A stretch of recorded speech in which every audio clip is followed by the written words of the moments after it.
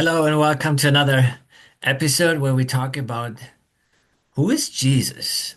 And there are many answers that people give to that question, and Scripture also gives us different dimensions to describing who Jesus is.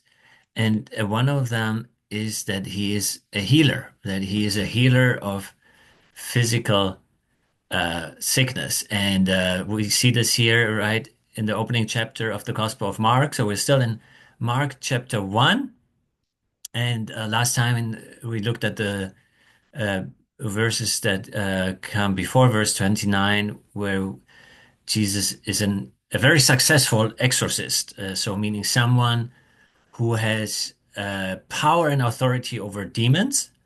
And here now we see that Jesus also has power and authority over all kinds of sicknesses. So starting from verse 29, I read, and forthwith, when they were come out of the synagogue where that exorcism took place, where he casted out a demon, they entered into the house of Simon and Andrew with James and John. But Simon's wife's mother lay sick of a fever, and anon they tell him of her. And he came and took her by the hand and lifted her up, and immediately the fever left her, and she ministered unto them. And at even when the sun did set, meaning in the evening, they brought unto him all that were diseased, and them that were possessed with devils. So we have a very specific healing here about healing of Simon's or Peter's mother-in-law, who had a fever, who was in who was in bed lying sick because of a fever.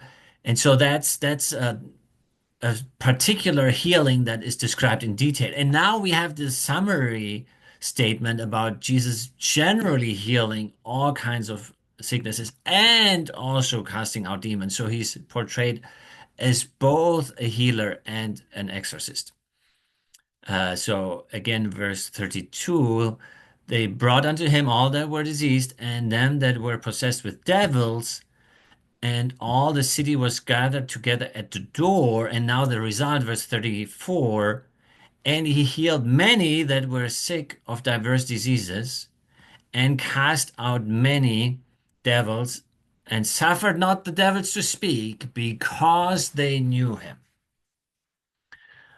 So this is an amazing description of Jesus's ministry.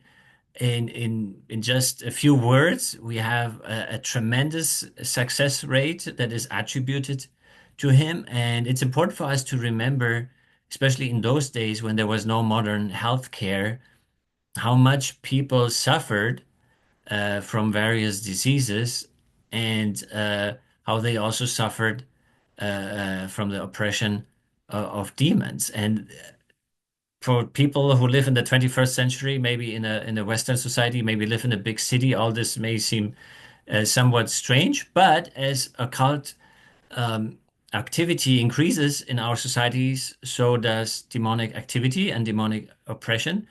And when one travels around the world, and especially to poorer countries and more rural areas, one will notice that a lot of people go through tremendous physical suffering due to the sicknesses and illnesses that are part of their lives. And so for someone to come and say, I can take all this away, uh, I'm taking all this away. I'm changing your life. I'm transforming your life. That is part of the fascination of who Jesus is. That is part of why so many people followed him 2000 years ago when he walked this earth. And that's part of the reason why so many people are still following him today. And so I'll leave you with this thought, and I hope to see you next time. Bye for now.